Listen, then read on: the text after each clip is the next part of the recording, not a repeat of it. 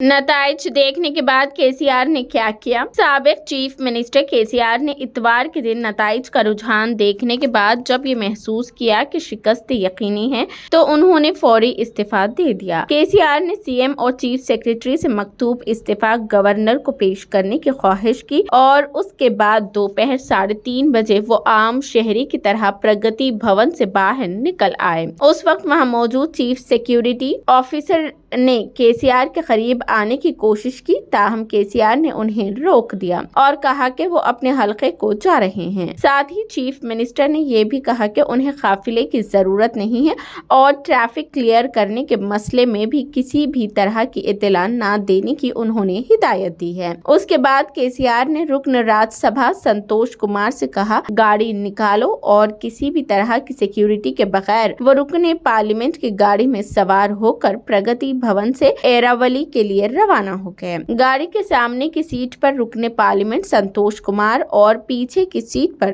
केसीआर ही थे। Chief minister ने गनमैनों को भी साथ नहीं लिया।